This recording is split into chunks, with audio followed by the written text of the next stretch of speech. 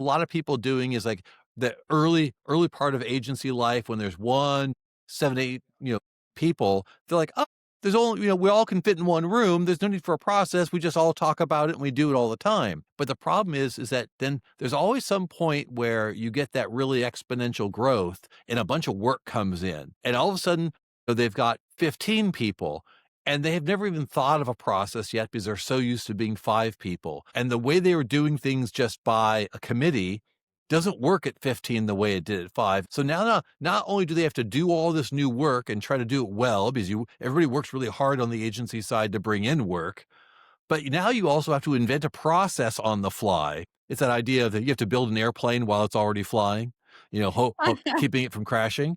Hey everyone, welcome back to the Right Media Group Chronicles. This podcast dives into the real stories behind successful agencies, the wins, the lessons, and everything in between, so you can build smarter and grow faster. Today's guest is Keith Pappy, CEO of Yellow Pike Media, a gaming-focused creative agency known for bold, community-driven campaigns that bring players and brands together. Keith's story is incredible, from serving in the U.S. Army to leading Times Square takeovers from major game launches. Keith, excited to have you here. Welcome to the show. Thank you so much. It's great to be So, here. for context, what does your day-to-day look like running Yellow Pike Media? Wow. You know, everybody tells me like, what do you do? My father-in-law is famous when days I work from home, and he'll watch this and he'll be like, "Is that really a job? Are you sure that you're working, you're doing anything?" My partner is the one that does the real work. My partner's an amazing creative director, and he's the one that makes all the magic happen. He runs the whole back of the house and getting the real fun stuff done. My job is the one that looks like I'm just surfing the internet all day long. My responsibilities really are on the biz dev side, marketing, working and running the account teams, the operational side, growing the business, understanding the strategy, planning for years to come. And so, on a day to day, it's me sitting at a desk, looking LinkedIn, looking at the internet, catching up with people, learning trends, trying to understand, read the crystal ball. What do things look like? How do we have to be ready as an agency for next year? I know in our pre-call, one of the things you and I talked a lot about was, I see my job is if I'm working on something for today or even probably this week or this month, I'm in trouble. My focus really is what does the agency need 6 months from now? What does it need from a year from now? What does it need 5 years from now? And that's really my focus on a day to day. But man, if you're, you know, just watch a fly watching over my shoulder, it looks like I'm just surfing the internet all day long doing random crap. It doesn't look like a It job, that's sounds for like sure. anyone's dream job, actually. The tough part is staying Hmm. focused, Yes. because there's a method to the madness. It would be very easy to start looking at things on the internet that are just, my hobbies and my fun and not the ones that are trying to divine the tea leaves on where do we need to pivot and what are we offering and are we doing the right thing. It's focused and it can be very easy to have that moment of kind of squirrel, what, get it would be very easy to just get distracted. Thank goodness I've been doing it for a long time. I know when to get up and walk away for a little bit so that when I sit down, I really am focused. So the gaming space moves fast. You briefly explained to me in our other chat where in 2016 is when you run your agency, when you first founded it. But I think you mentioned in 2011 was when the kind of gaming influencer space started just becoming a boom. And then 2016 was really the time where it was more strategic in how things were run. Would you mind to explain that a little bit more to the audience, please? Yeah, absolutely. I think you see it in pretty much any new agency offering. There's several rounds of its kind of development. I think it's true with electronics and any product is, there's always those early bleeding edge versions, and then you kind of have problems, and then you fix the problems, and then you start really getting scale and adoption. It's the same way on the gaming side or on the agency side for gaming, is that for the first creator brand executions really started happening in late 2009, early 2010, the first time we even had those really early discussions. And I think I did my first one in early mid 2011. And those were early days. These are the days of Vine. YouTube was brand new. Things were just getting started. There were guys like Tobuscus and CNanners and iJustine, some of who are still around today. Justine's basically one of Apple's main spokespeople, but she started as a gaming creator in those early days. And they had very simple tools where they were walking on the street, talking about their lives or playing a game online. But like you and I were talking about, like so many new products, there were a lot of mistakes made early. There were early companies that were, you know, signing deals that weren't quite above board with creators, and creators were, getting 10-15% of the money that was being made on their behalf, and companies were keeping it. And so eventually that gets caught up with. It caused a reset, and I think you're right. The timeline was about 2013 when there's a bit of a reset in the creators. I was lucky. I was kind of working in the private equity space at the time and got to kind of see that melt down. And then as I was exiting that in 2016, I could see that the world had kind of figured out, okay, here's the mistake we made, but creators themselves, influencers, are a really great way to take the next step in community, to discuss products, to bring this idea of authenticity forward. And so Mitch, my partner, and I felt like, hey, this is a time to get back in. Let's do something ourselves. We have an idea, we have friends, we have companies that we like working with. We loved working in gaming. And we said, we think we can do something that's a little bit special. And so really focused on creating content around influencers and creators. And that's kind of what we've spent the last, 10 years kind of, getting good at, becoming experts in, finding our special niche kind of in the system. And I think we've done something that was kind of special.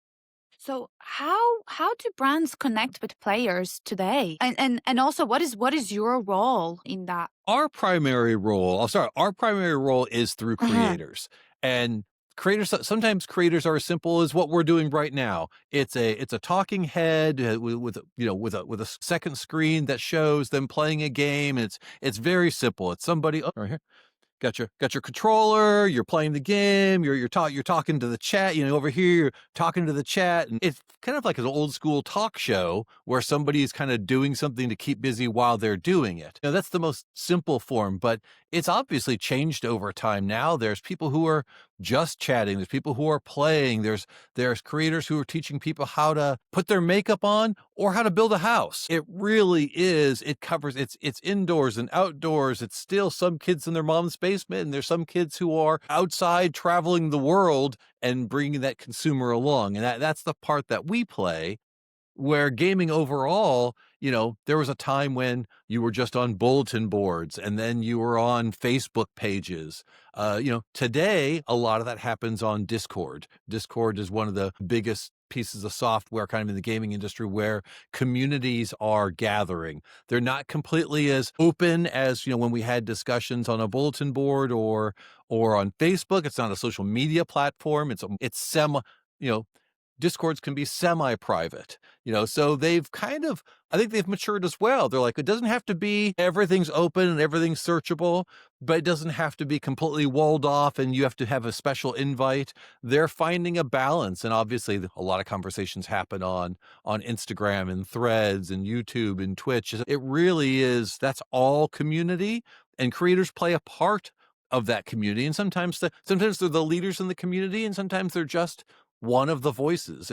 And what we've found, the advice I got from kind of senior mentors from the agency world when I was first getting into agency work in the early 2000s, they said, don't try to be everything to everyone.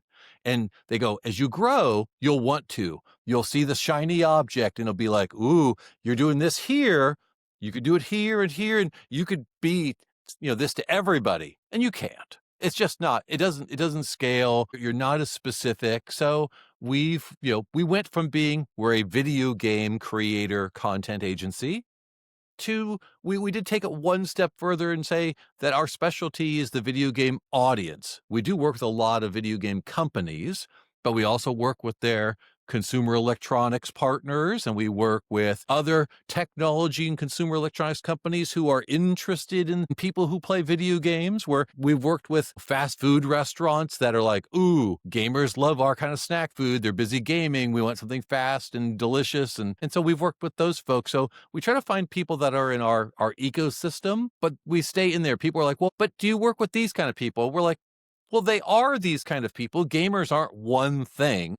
Although the stereotype is that you play video games 24 hours a day and you don't take a shower, there's all those old stuff. But the reality is that you do everything. Yes, I know people who play video games 3 or 4 hours an evening, but they're also big TV fanatics, or they run marathons, or they do puzzles. Or my wife loves mobile video games, but she also loves to crochet, and she loves to do pottery.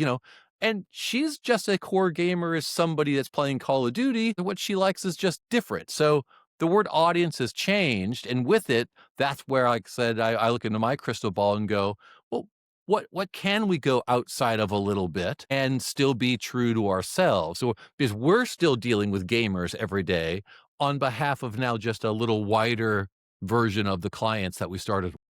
Wow, quite a detailed explanation there. Thank you for that. Well, I like to hear the sound of my own voice, as you know, so that makes Yeah, it so easy. to summarize it up a little bit, and correct me if I'm wrong. So, do you connect the businesses to the gamers pretty Right. much? Through the creator. So the company, the brand says, I have this product. I think it would really be interesting to gamers who play this kind of game. Who do you think in the creator economy would be a good gateway to those people that they listen to, that they represent? And then we build a list. We say, these are the creators that we really think that would both like your product and their audience believes in what they say and wants to use the same products that they do. So we're that middleman to the creator who's talking directly to the audience day to day, and they've earned that respect by, spending years and years with that audience, creating content with them. And do you also make that connection? Do you reach out to them, to those gamers, which from that list you compile will be ideal for that business to promote their product? Do you also, or do you have like Not a list really. of like current people that you work Well, with or are available to work? of creator on the like I said, the create not the audience themselves, but the creator. So the lists that we generate, and it's always changing because every creators go through a life cycle. I think like anybody, you're new to the industry, so you don't know very much about it. Or for a creator, your audience is small. And then over time it grows, and you probably reach some kind of peak at kind of who you are, and usually with that, the cost goes up. And then eventually, I mean, it's hard work. In a lot of ways, being a creator is like being an athlete. And there is kind of you're burning the candle at both ends. People talk in the United States about LeBron James, and he's 40 years old, still playing basketball. It's very much an outlier. Most athletes are done by 36. I see a lot of the same thing in the creator economy as well, because it is so many hours. You're not working a 9 to 5 job. Most of them are in front of their screen talking to their audience 8 hours a day. And then a lot of them are editing their own videos, or they're thinking about what they're going to play next, or they don't want to jump into a game. Like when those who are playing games, they don't want to jump into a game and not necessarily know what's going on yet. So they may play the game for hours to become familiar before they turn the camera on. So that's even more time. So it really is a grind for them. It's hard work. It looks easy. Kind of like my job in that way is that if you just walk by someone, you're like, that's it? That's all you do? And it's the easiest thing in the world. Anybody could do that. But after 3, 4, 5, 600 hours of that with, 70, 80, 90-hour weeks, it's tough. So you see a lot of them kind of age out or just burn out over time. And so you have to always be building those lists like, who are the new up and comers, and who are kind of those middle journeymen, and who are those that are the real pros, and each one's going to cost different, and you have to understand what their purpose is. And also over time, they may have started by playing Minecraft, and then they switched over to, maybe Call of Duty. They went something, oh, so kind of big, flashy. And then as they get older, they're like, I've done enough. I want to do something for me. And so they switch to something like a really complex card game like Magic the Gathering, you know, much smaller audience. But like when we go talk to those people, we have to understand how much of their audience is Minecraft, how much of their audience is Call of Duty, and how much of their audience is what they're playing now, Magic the Gathering, and which one do we want? And are they still relevant? So yes, they have that audience, but are they really activating them? And how does that look? So there's a lot more data and nuance to influencers than even 5 years ago. 5 years ago, it was much more on the nose. You kind of knew what you were getting, and because the industry was still maturing. So you still had a lot of, kind of single lane roads. Really easy. You drive down the single lane road, you go down, you do it, and that's what you've got. Where now it's like everything's built up. So now they're 8-lane highways, and there's a median in the middle. It's just everything's become more complex.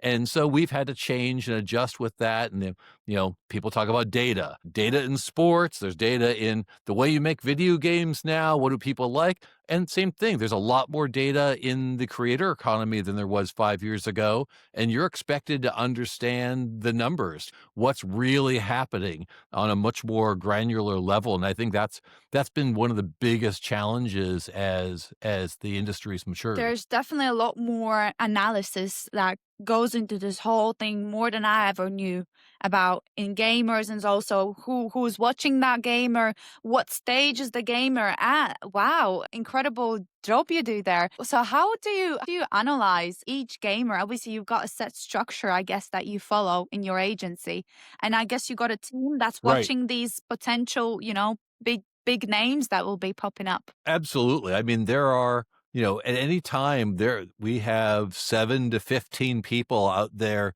working on different campaigns, building lists, pulling data sets, and same thing. We have young coordinators, we have kind of mid-career people who have some good experience, then we got some old gray beards out there, but it takes everybody because they're like, okay, here's what's going on. The younger guys, a lot of time, guys and girls, will understand, be playing the games the most deeply, and they understand the information from that level. But then the more senior people understand the nuance of the audiences. And so they're compiling the information and going, well, let's look at this. What did their last 10 videos look like? What was the subject matter on it? Let's pull the data from the API. Now we're starting to use AI tools more and more. We've started building our first AI tools to take in all that data and try, because there's so much more information, and you have to look at what game was the creator playing, what audience were they talking to, how did they react to it, and then now you're starting to see a difference between how does the audience react to them playing on their own versus how do they react when they know it's a sponsored stream that a brand is paying for. And some creators, the delta between an organic creator just playing and being supported by a brand, those numbers can be very different. And you have to understand what that drop off is, because when you're making commitments to your client, you have to understand the reality of how audiences are going to accept them taking money for that stream. Fair or unfair, it's like, well, why is there drop off? The creator should be able to, provide for their family. They need to feed their family and take care of their careers. Yes, absolutely. But gamers are also gamers in all audiences, and they're like, yeah, but are you just doing it for the money, or you do it because you love us? These are questions they ask. So you do see a difference. And so that's what the team has to work on constantly, is understanding. We can't say it's unfair, it's fair or unfair. All our job is to understand what's the reality. How is the viewership and how is the audience reception going to change when we have to put those FTC compliant tags on everything. In a live stream, they have to tell you every so many minutes, this is a sponsored and promoted stream. In the description, there have to be certain hashtags. There's a lot of rules nowadays on these compliance sides, and especially when we're working with a large company who's maybe public, or if they're in a controlled industry. Certain industries have additional regulatory compliance. We have to make sure all of those are met, or that stream doesn't count. Wow. And So yeah, there's a lot would to you it. say the audience, the more loyal the audience is to that streamer, the more of a chance there's a potential purchase for that product? Let's say it's like an influencer, isn't it? Like you just touch point, a gamer influencer. If you follow somebody and you're like very dedicated in watching them and you're like, oh, they're now using this, I want to get that as well. Is that sort of Right. trend you're looking Absolutely. for as well? It happens. I think it's very true in general, and then there's some nuance to it on which ones activate better for that Mhm. kind of thing. Some are like, "Great, that's really cool," but they're not going to activate, and we just learn over time. In marketing, they call it, the marketing funnel. The top of the funnel is that very first awareness. Now you just know the brand exists. The very bottom of the funnel is you bought something, and we find over time, you find certain creators and influencers and content people are really good at the top and some are really good at the bottom. And it just takes time to understand. And I mean, I think like any paid media, you have to test. You have to understand how their audience reacts. And again, more data points.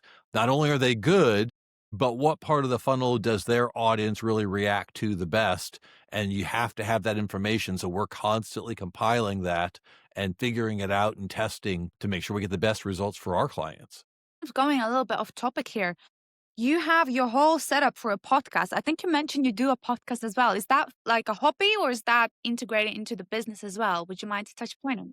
No, it's for the business. We talk about topics that are going on in the agency world. We're talking about things that are going on in gaming. It is definitely like I said, one of the levers that I pull in my responsibilities for the company to get our brand out there, to show the work that we're working on, to show that we are invested in the industry in general. And it plays two roles. One, it creates awareness for our potential clients that we're out there and what are we working on. But equally, it allows junior, mid, and senior staff potentially for recruiting in the future. We want really smart people at all parts of their career path to understand what work we're doing, and if they think they'd be a good fit for our culture, we want to make sure to attract, the best people we can as well.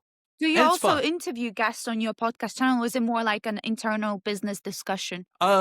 We've done both. And what we're doing right now is about every 6 months we're changing up the format just because we don't want it to be the same thing. So for about 6 months, through the end of 2024, we had guests on every month. And then now for the first half of 2025, and we took some time off in between. It's just been taking topics, and it's just me talking about shower thoughts. What did I see in the news this week? What have I been thinking about? What's going on? What's my POV on it? That kind of thing. So we try to change the formats every once in a while, just because we want to keep it interesting, and we don't want any one thing to just get old. Yeah. We like to mix it up a I little love bit. that. I love the fact that you change it up. I might steal that idea as well. It's great. It allows you to feel more creative as well. So you're not just doing the same thing, every 3 weeks, or I think you're doing yours all the time. I couldn't even imagine doing as many as you do that. I have to psych myself up for 3 days before I do mine, and you're just doing them Yeah. To constantly. be fair, I So haven't I do not haven't want, I started. love my voice, but I don't want to I do it. haven't started a long time ago. I think I started maybe 3 months ago. So not that long. But yeah, I do get. You're still enjoying the Yes, honeymoon yes, phase of it. I Well, that's am. good. Oh, that's Is there a awesome. honeymoon phase to this then? There is. Absolutely. Okay. No, Yeah, no, there absolutely is. One day you're gonna wake up and go, "I'm excited about this subject, but I just don't want yeah. to." But you're Yeah. gonna do it anyway because you do love But it. you know what? You're getting the best of me then because I'm still in the honeymoon phase. See, there we go. I could say I was here in the Yes. early days. When you're famous, I'll be like, I was there at the beginning. So what would you say, Keith, works really well in your agency right now? One of the things that we invested in really early, and this is boring, it's absolutely the worst, but it's the stuff that helps the most, is we started putting in place processes on just, how we do task management, how we move jobs around from the sales side to the operations side to, closing them out, to how we, you know, plan people's vacations. We became process oriented much earlier than a lot of agencies do. And our point was, let's not necessarily, we weren't trying to over create processes to burden us. We wanted to create processes that we saw we can keep them light now, but we have a plan for how the process will scale as our business needs. Because what I saw a lot of people doing is like the early part of agency life when there's one, two, five, seven, eight, people, they're like, "Oh, there's only, we all can fit in one room. There's no need for a process. We just all talk about it and we do it all the time." But the problem is that then there's always some point where you get that really exponential growth and a bunch of work comes in. And all of a sudden, they've got 15 people and they have never even thought of a process yet because they're so used to being 5 people. And now they have a bunch of work, and the way they were doing things just by a committee doesn't work at 15 the way it did at 5. So now not only do they have to do all this new work and try to do it well, because everybody works really hard on the agency side to bring in work, but now you also have to invent a process on the fly. It's that idea that you have to build an airplane while it's already flying, keeping it from crashing. So that's what we did early on. We said, we don't have to implement all of these things, but let's create processes so that way, we're using the basic version of them. And when that big bump of work comes in, we've got something in place already so that we don't have to add that burden of figuring that out when it happens. And it really has gotten to us where we are today. We were doing, we did like $300,000 our very first year, and we broke 5 million for the first time Wow, last year. congrats. Early efforts, and people rolled their eyes. We don't need process. We're small. Has really paid off, and it's the boring things that help you that then make the fun, sexy, creative things that you get to do occasionally. It makes it all possible. You have to have the boring parts to get to the really fun parts. You got to eat your broccoli before you can eat your cake. So when you say processes, what do you mean? Are you referring more to SOP? A little bit. Some of them are SOPs, and some of them are just, I guess they really are. If I think of it from the military standpoint, an SOP is the same kind of idea where it's like when a job comes in, you have to email this person, you have to press this button. And if you're going to ask for a holiday, it has to be 2 weeks in advance if you want this much time off, 4 weeks in advance if you want this much time off, because the whole team needs to look at it and make sure there's coverage. What do we know about what client work is coming up? Or one of the big processes we took on was, how do producers and project managers task out work to individual employees every day to ensure that 2 project managers don't book somebody at the same time? How does that conflict resolution come up? And when there's only 1 project manager and 3 people, well, there's no conflict because everybody's like, "Do you have anything to do Tuesday? Here's what I'm working on." "Oh, okay, can you do half the day?" "Yeah, sure." It's simple when it's small, but when there's 5, 6, 7 projects going on simultaneously and 2 or 3 project managers, and each of them are balancing 3 projects, they can't mentally remember, which art director and which editor and, which writers on each thing. There's so many things moving on. If you don't have a process to ensure that things go smoothly, because what I'd see at other agencies that would happen is you'd end up having like one editor or one copywriter or one social media person who would be working 10-hour days. And there's another one sitting right next to him that has like a 2-hour day. And it's just because their process wasn't set up well, and both of them were just as capable. So I'm like, okay, there's 12 hours of work between the 2 of them. Why don't they each have a 6-hour day? And someone's like, well, I like working with this person, so I just asked him. They didn't even consider. So if you build a process that makes sure to evenly balance out the work, one, it keeps one guy from burning out from working 12-hour, 10-hour days every day, and the other guy being, I'm bored to death, there's no work at this place. Those are the kind of processes we're talking about that are boring, and they seem simple when you're small because it's so easy to just have a discussion. But eventually you're going to get busy enough and the workload is going to get complex enough that you can't just talk about it. There has to be a system in place to make sure that goes smoothly for when things are really busy. And That's it great happens. advice there because you also have more time when you have less clients to deliver to. So you can really put your head down and then nail these processes, make sure that this is set in place. So when you do grow and you're putting out fires pretty much, that's already in place. Right. Yeah. That now you don't have to add figuring out a process in addition to the fires and the new projects and the closing out, because then all of a sudden things start going to the wayside. Now all of a sudden security holes are left open, or somebody forgets to invoice you find out, you find out, I saw people who like, "Oh, I forgot to invoice the client 3 months ago." God, that's You're the like, most why is that's there part of the most why important, haven't they isn't paid it? their bill? Oh, I never invoiced them because there was no process when it got busy, they used to just walk over to accounting. Hey, could you invoice them today? Oh, yeah, sure. All of a sudden, there's so many things. They're like, oh, I forgot.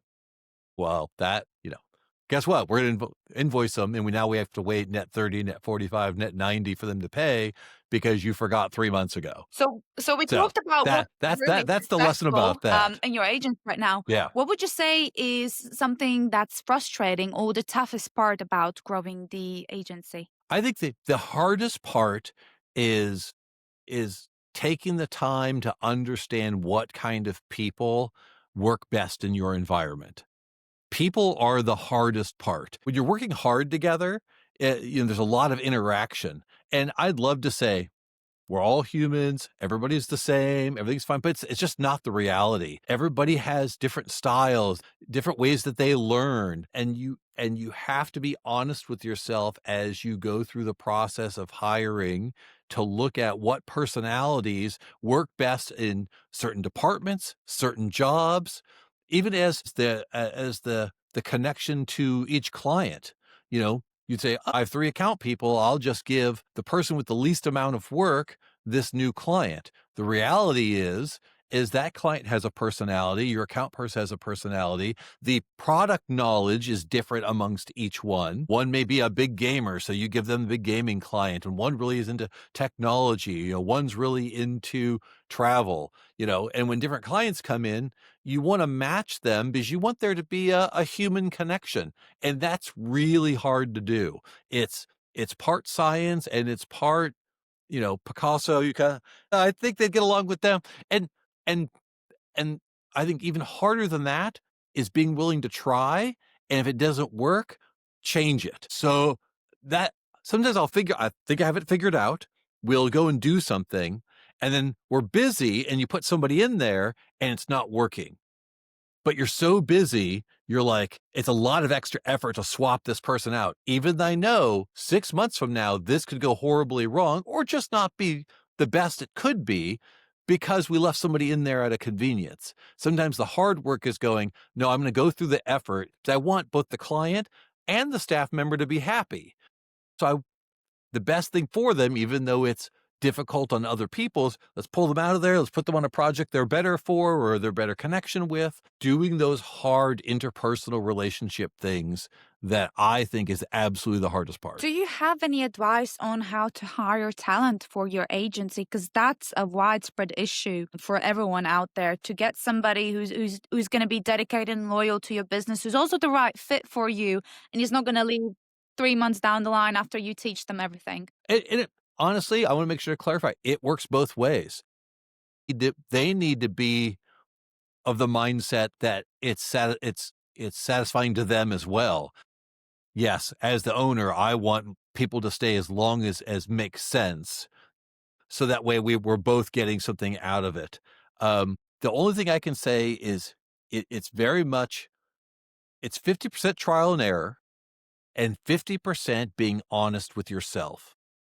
Being honest with what is the actual culture and atmosphere inside our organization today. Not what do I want it to be, but what is it? Because if you constantly, and I've done this before, I have a picture in my head, an idealistic picture of how I want Yellow Pike to be as a culture, and I'd hire against that. But the problem was I didn't necessarily have that today.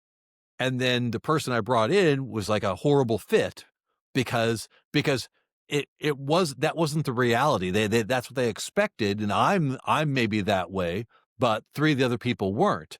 So I finally figured out, okay, what I have to do is I have to be honest about this, and it's small steps. I think culture is something that grows over time. It's something that, yes, you lead it by example, but it has there's a lot of other levers to it that are based on where's the economy currently, what kind of work are we getting? Sometimes we're getting a lot of really boring, very standard, grindy kind of work. And if you're hiring all the most creative and super high energy people, they're like, this is horrible. I thought we were, sometimes the work that you're getting is what you have to hire for. And sometimes I'm like, well, no, what we're doing right now is we're doing a lot of this logistical work. It takes people who are really good with spreadsheets, and you get this really high creative thinker, super high energy, and you stick them in front of double 30-inch monitors, having them updating spreadsheets all day, and they're like, "Oh God." I'm like, "Well, yeah, but I think once or twice a year we'll get this really sexy work, and you'll love it." And they're like, "Yeah, but I'm dying, the other 300 days a year." There's an honesty and transparency you have to have yourself as the agency owner or the hiring manager of yes, I want to get somewhere, but where am I today? And being really brutally honest with yourself to make sure you're getting what you need now. And yes, always work towards those goals. Culture shifts, culture adjusts over time. You've gotta balance it out though, otherwise you'll have some really bad train wrecks that can ruin your agency, it can ruin your relationship with clients because it's a bad fit, because, they're just not the right people for the work you're getting. That personal transparency can be tough because especially as a founder, you've got a dream in your head, and that's you're trying to make that happen, which is completely valid. It's your dream, you get to do it. But along the way, you're gonna have to find some balance to where you are today and make sure to serve that as well. What about delegation? Let's talk about early days. How dare you? Where there will be no delegation. No, because agency owners struggle with this, especially because it's their Yeah, baby, right? So they know I can right. deliver the best on it. If I pass it on to somebody else, they're not gonna have the soul and the passion as I have. So how can you conquer that facade? I think some of it takes age, wisdom, repetition. I've learned over time that you go much further, with 10 people paddling than one person, and I think you have to beat your head against that a little while, and I was lucky enough that I had a couple of jobs in between my different startups where I saw people bring in really bright people and then absolutely not give them the freedom that they were hired to do. So I got to see that a couple times. So I think by the time I started Yellow Pike, I had somewhat learned that. Now I can still be in the way, you know, obviously, it's just like it happens. But like a good example is like we've brought really smart people in, and then I would sit in on a creative meeting for idea generation. And after the meeting, my partner and I would get together and I'd say, "Does it feel like they stopped participating?" He's like, "Yeah, I think when you come up with an idea, they're like, oh, the boss has put his idea down. That's the one that we have to go with." I'm like, "Well, no, it's a creative environment. We should all be putting ideas together." And again, I had to be honest with myself and go, all right, I have to recuse myself from some of those meetings that are fun, that I personally enjoy. But if it kills 9 other people from speaking, it's not good for us. So I think because I'd seen that so many times in the past, I realized it relatively quickly at YPM, and we figured out systems once again, like, okay, I'm not going to come to the creative meeting until the 3rd round because we want to make sure everybody else has a chance to go and do what we've brought them on for, which is be able to execute. Now, I have a place in that. I've been around a long time. I've seen a lot of campaigns. So some people unkindly like to say that I'm brought in to shit on all the ideas. So we let them get really creative. And then I come in and go, no, no, that sucks. Blah. I don't see it that way. I'm just bringing in my experience to try to, guide things along. They label it as shitting on everything, but we we have found a balance. We found a balance to it that's like, okay, no, I have data points that I know this particular client culturally won't approve this kind of thing. It's a great idea, but in their culture, it's just not going to Yeah. get through. Yeah. So it's not, you know, so those are the kind of things that we've had to figure out is that I've had to be honest and go and say, as much fun as I find this, I've got these really smart people, and whether they've got 10 years of experience or they're a brand new intern, I've brought them on because they've got something, and I've got to give them the freedom to do that. And so sometimes it means I do sit in my office, doing my staring at the internet thing because I want to allow them to do what I know they're amazing at. I have my place in that process, but yeah, it takes practice sometimes to not want to go in the room or I get CC'd on an email and boy, I want to answer that email immediately. I'm so Yeah. excited. And I'm like, I gotta let them do it. Let them answer it. They're more than capable. I don't need to insert myself in everything. So it's patience and practice. And and if you find that you have to jump in, then you have to consider, did I hire the right person? It comes back to the hiring again. Do they not have the right tools or are they just not the right person? Because I shouldn't have to do in this because that's, like you said, that's how we scale. That's how we grow. So that's where I focus my energies on. It's helped me from being in the way of those really smart people we bring Yeah, but on. it must take so much willpower to not go into those meetings and just give a piece of your mind. You have to go for a walk sometimes. Like if I go for a walk, it'll take this much time, and by the time I come back, they'll mostly be done. Yeah, there are definitely tricks that you have to play with yourself to keep you from being your own worst So enemy. you mentioned that you take care of the business development and sales and marketing for your own agency. So what currently Right. works in bringing in new business? You and I talked a lot about this, and everybody has things that work Mhm. differently. What works for me is personal relationships. And it's also the niche that I'm in gaming and creators. The style of our product as an agency has a longer sales cycle. It's 6 months to a year. The companies, although public companies, or we're not heavily procurement involved. We have a unique set, and what works for our general our vertical in our space is that one-on-one relationship. Our group isn't so much procurement drives everything. It's just an RFP. You fill out a spreadsheet, you resubmit it, and either you're chosen or you're not. Ours is much more personality based. It's relationships that build over time. So I spend a lot of time traveling, going to conferences, being in front of people, going to consumer shows, making sure to see what's working. It's a much more hands-on approach. You're not going to get the billion-dollar deals that, Havas and Chiat Day and the biggest holding companies. That's a different style. But for where we're at in our group right now, it's a very one-to-one kind of execution. So, and sometimes that's online. It's comments and chit chats and discussions on LinkedIn or Threads or Instagram. But then sometimes it's also getting on the road and being there and sitting in the lobby bar in the hotel where everybody's working from and sitting and just grabbing one-on-one conversations with people and developing that over time. That for us right now is kind of the phase that we're in. I'll be honest with you, Keith. We're now coming to an age where we're all getting pitched to with the direct methods. Your inbox is full, so is mine, LinkedIn, you name it. So we are coming to the point that the relationship building is what it will take to potentially get them on board because direct approaches don't work anymore. And it's not just for your business specifically, it's for a lot of agencies out there who are focusing on paid media, for example, SEO. Right. Unfortunately, this is the day and age we're coming to because the market is so saturated and we're constantly getting pitched to that it's come to this now. Yeah. That makes sense. They're so inundated with that with spam emails and spam connections and spam text messages and social media content. It's almost like you're forced to be reduced to, if I don't physically know this person, I'm not going to take the time because otherwise it's just overwhelming. Exactly. Exactly that. Yeah, no, that makes sense. So I approve of your approach. I don't think anyone would be in a lobby waiting for people to come out and have a one-on-one conversation, fly out somewhere. That does sound nice. And you did mention you like traveling, so that's I do. It works for me. Yeah.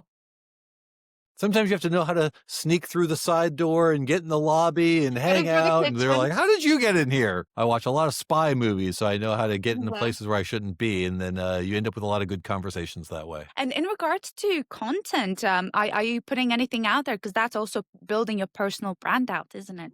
Sure. Absolutely. And obviously we're doing, podcasts like this. We've had several series. The agency has had several social media series. We had one that last year called Taking Out the Trash. And it was really fun. One of the things when we started the agency was no job is too big or too small for anyone in this company. And my partner always pointed to me and he's like, if you look on Wednesdays or Thursdays, you'll see Keith walking around taking, getting the trash cans out of the kitchen and taking everything out and wiping down counters. So he was always famous for telling everybody, look, if Keith can take out the trash, anyone can take out the trash. So we started a social media series where each month one employee would take out the trash from the kitchen and they'd get filmed. And our social media manager would ask them like 5 questions about things that they're interested in. It was kind of a get to know the agency. What work are you working on now? So it kind of carried an idea we originally brought on internally and took it outside to show kind of what a day in the life was like for the various staff and what kind of made them tick. And it was a really fun series that was really Well, successful I for love us. that. It's such a different approach to everything out there, not just like interviewing people. It's like taking out the trash. Right. But like, who would interview somebody taking out the trash? Did you come up with it? No, no, no. The social team came up with it. Like I said, my partner used to say it all the time in order to kind of bring onboarding new staff to make sure they understood what the culture was like here. And one day in one of their marketing meetings, social media manager was like, you know, we could do this really cool thing where it allows clients and prospective employees to see, to hear from each employee, each member of the team and hear what they're about and what they're interested in and see the kind of different personality, kind of see who we Mhm. are. And I'm like, that's fantastic. And by far, it always it outperformed any case study or sizzle reel or it outperformed anything else that we put out there. I think it was that authentic, Yeah. fun, get to And see I behind the feel curtain like moment. everyone has to find their own approach, that uniqueness Right. that But we tried 20 things before that didn't work, until we found that, and it was hugely and then we killed it. We taught everybody went through, and then we're like, "Should we go back around again?" We're like, "Nope." Some things are, take something great you had, let it do its thing, and then move on yeah, and, try the on to the next thing. next, right? Yeah. So, how in control do you feel of your current pipeline? Because you mentioned it takes 6 to a year in order to build that relationship before they become your client. So, you're already working for the next year. Right. I think control isn't the word. I would love a sense of control. If there's one thing you don't have in agency life is you do not have a sense of control. Like I said, I had some mentors early on and they talked about in the previous generations, most agency work was retainer based. And now you read Adweek and Advertising Age and all the different trade rags, and the number of retainers nowadays are just less and less every year. Everything, even from mid and large agencies, they said there's a lot of it is project based. So I think that alone reduces that sense of control. And all you can do is take a combination of continue to go and create great content, develop great relationships, and do the absolute best work that you can, and make sure you're providing offerings in that work that are still relevant. My first agency was a website design company. And when we started this agency, we specifically chose to leave website design out, even though we were totally capable, just because that work has gone away. It's just not a viable offering for most agencies. Paid media, most agencies I worked for previously had a paid media department. We chose not to have a paid media department because there are so many paid media agencies out there. You just felt like you were spitting into the wind by adding another one out there. So we chose things that we thought we could be special on and unique on. And every time I have a startup, I've looked at where are things going and what are we going to offer that we think is going to be relevant, somewhat in the future. And I'm sure eventually Yellow Pike will have to pivot. The creator economy will, in spite of everything, either won't last forever or it'll become so kind of innocuous to everything ever going on. It's not special anymore. And it may be tough to create business. They'll create software platforms, AI, whatever it is, that will take away our type of agency's usefulness in that. And then we'll pivot to something else. There will be something after that. So that's kind of how we look at it and make sure that knowing that you control the things that you control and know that enough of the market will come to you. Hmm. Hmm. And do you have a favorite project or a campaign that you've done? Ooh, a favorite. 10 years, though. There's a lot of, so my favorite is funny because because the campaign was great, but my experience with the campaign was a complete disaster. So my favorite one is we do a lot of work with EA Sports, who make Madden and EAFC. It used to be called FIFA, NHL hockey. They do lots of sports games. And we had a campaign in which we were running the launch party for I honestly don't remember if it was the NBA game or if it was the FIFA at the time, EAFC Both are now. huge, though. And they were doing their launch party in New York. And we've been working on it for months, and I suddenly realized that the launch party in New York City was on my wife's and mine 20th wedding What? anniversary. And I'm like, so the question is, do I not go to this very important work event because it's our anniversary? Or do I turn this into something kind of fun, build a few extra days around it? I knew my wife had never been to New York City. And so I thought this would be great. This will be fantastic. She knew this client. She'd met him several times before. These events are really good. They're well put on. They're well attended. Lots of stars show up. So lots of good people watching. And so I tell her, look, we'll use miles to fly you out there. I have to go anyway for the client. We'll go a day early. We'll spend the day in Manhattan. I'll show you Brooklyn. You'll get to see all the things that then the next day we'll go over to the event. You'll get to go and do lots of fun stuff and see stars. You get to go to a big party on our anniversary. Most of the time our anniversary comes and goes and we're like, oh, it's our anniversary today. But this is 20. So I'm like, no, this would be great. Long story long, the weather and circumstance just piled against us. It took us 24 hours to get from Los Angeles to New York City. And we literally had to take flights, buses, and a train. So we did full trains, planes, and automobiles. Our original flight was late in LA. By the time we got to Dallas, there was a bad thunderstorm. And so a crew member was missing. By the time they got a replacement crew member, the pilots had timed out. So then there were no more flights. And then the next day, the storm moved to New York, so they had to fly us to Philadelphia. So by the time we got there, my wife was Yeah. exhausted. We got like an hour and a half to look at New York, and then we had to go to the event. The shuttle bus taking the main team of creators and everything that was taking them from their hotels to the event got in a car accident on the way to the hotel. Wow. It was just this. So she had fun at the party. It was crazy getting there, so she was exhausted. And the next day, we get diverted to Chicago where it like gets snowed in and there's another delay. So it took like 16 hours to get back home. So it's the most memorable campaign because it was my 20th anniversary. And I'm like, honey, I'm going to do this amazing. She's like, never, never invite me to another event When ever you again. started the story, I thought it's either gonna be your best anniversary or your worst one. That's where it ended up. Yeah. It's the most memorable. We're going to go with most memorable. So you basically spent your So, anniversary at the airport. yes. Or in a train or in a bus or in a janky free provided, But you know what? flight You airline had a good hotel idea room. there. I think you were trying to There you make the go. most out of it, so that's what counts, the thought. I had good Yeah, you intentions. couldn't predict the future, unfortunately. Hopefully My now you've goodness. had better anniversaries to make up for it. Yes, exactly. But she's still not gonna let me forget No. that one. Never. So next year, what is the plan for Yellow Pike Media? I think anybody who follows the news knows that the video game industry has been a hot mess the last year and Yeah, a has half. it? There's been a lot of layoffs. There's been a lot going on. But also, think a lot of people also think that the industry put out some of its best games in a decade.